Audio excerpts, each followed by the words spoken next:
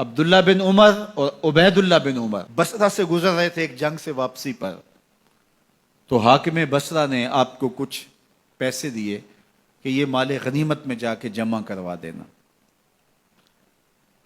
اور پھر خود ہی مشورہ دیا کہ عراق کے اندر فلاں فلاں چیز بہت سستی مل جاتی ہے اور حجاز میں ان چیزوں کی قیمت زیادہ ہے، تو اگر آپ ایسا کر لیں کہ یہ ان پیسوں سے خرید لیں اور جا کے مدینہ المنورہ میں فروخت کر دیں، تو جو زائد پیسے آپ کمائیں گے وہ آپ کے ہوئے، اور یہی اشرفیاں جو میں نے دی ہیں آپ کو، اتنی اشرفیاں بیت المال میں جمع کروا دینا، تم نے محنت کی ہوگی، تجارت کی ہوگی، تو جتنے بچیں گے وہ آپ کے ہوں گے۔ تو انہوں نے کہا بہت اچھا، وہاں سے مال خرید لیا، مدینہ المنورہ میں آ کے بیچ دیا، جتنی اشرفیاں انہوں نے وہاں سے دی تھی بیت المال کے لیے، اتنی بیت المال میں جمع کروا دی۔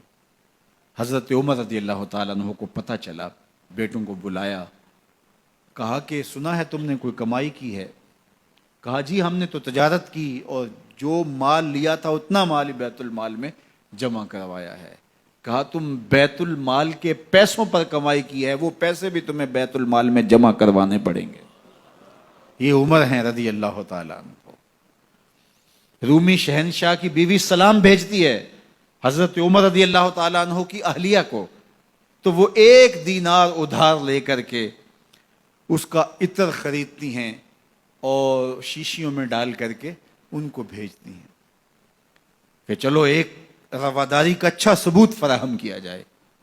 تو وہ واپسی پر انہی شیشیوں کے اندر قیمتی موتی بھر کے بیچتی ہیں، جواہرات بھر کے بیچتی ہیں۔ حضرت عمر رضی اللہ تعالیٰ عنہ فرماتے ہیں لاؤ یہ سارے جواہرات، سب کو فروخت کرتے ہیں، 1 دینار اس کو دیتے ہیں، باقی بیت المال میں جمع کر دیتے ہیں۔ تو جب اپنی زندگی اتنی محتاط ہوگی، اتنی خوبصورت ہوگی، تو پھر کس طرح کوئی گورنر زیادتی کر سکتا ہے؟ تو حضرت سیدنا عمر رضی اللہ تعالیٰ عنہ نے اپنا طرز زندگی اور انداز معاشرت اتنا سادہ اور اتنا خوبصورت رکھا کہ اس کے مطابق تمام گورنروں کو ڈھالنے کی تلقین کی۔ آپ جب بھی کسی شخص کو بطور گورنر اس کا تعین کرتے تو اس کو یہ نصیحتیں کرتے، ایک ترکی گھوڑے پہ سوار نہیں ہوں گے، باریک کپڑا نہیں پہنیں گے، اور انچھنے آٹے کی روٹی کھائیں گے، مکان کا دروازہ نہیں لگائیں گے، کوئی حاجب نہیں رکھیں گے، چوکیدار نہیں رکھیں گے، بواب نہیں رکھیں گے، جو تمہارے تک پہنچنا چاہے ڈائریکٹ پہنچ جائے۔ اللہ اکبر۔ اور پھر جب کسی کو متعین کیا جاتا اس کی جائیدادیں لکھ لی جاتی ہیں کہ اس کے پاس کتنی جائیداد ہے، وہ حساب اپنے پاس رکھتے، اور جب وہ معزول ہوتا یا اس کا وقت ختم ہوتا تو آپ دیکھتے کہ اب اس کے پاس جائیداد کتنی ہے۔ اگر وہ جو پہلے آپ نے اپنے پاس ریکارڈ رکھا ہوتا اس سے جائیداد اس کی زیادہ ہوتی تو حضرت عمر بقیہ جائیداد بیت المال میں جمع کرتے۔ اللہ اکبر۔ اور یہ کیسے تھا؟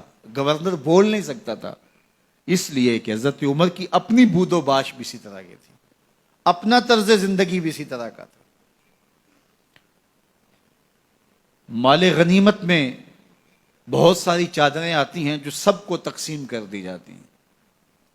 خطبہ جمعہ دینے کے لیے آئے تو ایک شخص کھڑا ہو گیا، عمر خطبہ بعد میں سنیں گے، پہلے یہ بتائیں کہ یہ جو تم نے قمیض پہنی ہے یہ کہاں سے آئی؟ مال غنیمت کے اندر جو چادریں آئی ہیں سب کے حصے میں ایک ایک چادر آئی، آپ داراز قد ہیں، ایک چادر سے قمیض نہیں سل سکتی، تو آپ کی قمیض کہاں سے آئی؟ پہلے اس سوال کا جواب دے دیجئے، پھر خطبہ سنیں گے۔ اللہ اکبر۔ آپ کے بیٹے کھڑے ہوتے ہیں، کہا ایک چادر سے میرے باپ کی قمیض نہیں بنتی تھی، میں نے اپنے حصے کی چادر بھی اپنے باپ کو پیش کی ہے۔ اس نے کہا اب سناؤ، اور ہم سنتے ہیں۔ یہ ہے حضرت عمر رضی اللہ تعالیٰ عنہ کی اپنی ذاتی زندگی۔ ایاز بن غنم کے بارے میں یہ پتہ چلتا ہے کہ وہ موٹے کپڑے نہیں باریک کپڑے پہنتا ہے۔ اس نے گھر کے دروازے پر بواب بھی رکھا ہوا ہے، چوکیدار بھی رکھا ہوا ہے۔ تو حضرت عمر رضی اللہ تعالیٰ عنہ محمد بن مسلمہ کو بھیجتے ہیں، محمد بن مسلمہ جاتے ہیں اور جا کے تحقیق کرتے ہیں تو ایسا ہی پاتے ہیں، تو ان کو وہیں گرفتار کر کے لے آتے ہیں اور حضرت عمر کے دربار میں پیش کیا جاتا ہے، چھڑی اس کے ہاتھ میں دے کر فرماتے ہیں جاؤ تم بکریاں چرایا کرو، تم گورنری کے لائق نہیں ہو۔ ایک گورنر کو بکریاں چرانے پہ لگا دیتے ہیں اس لیے کہ تم نے ان اصولوں سے، ان ضابطوں سے انحراف کیا ہے جو ایک سلطنت کے ذمہ دار کے لیے لازم اور ضروری ہیں۔ دور موجود کے حکمرانوں کو، چاہے وہ عرب کے حکمران ہوں چاہے وہ عجم کے حکمران ہوں، اگر وہ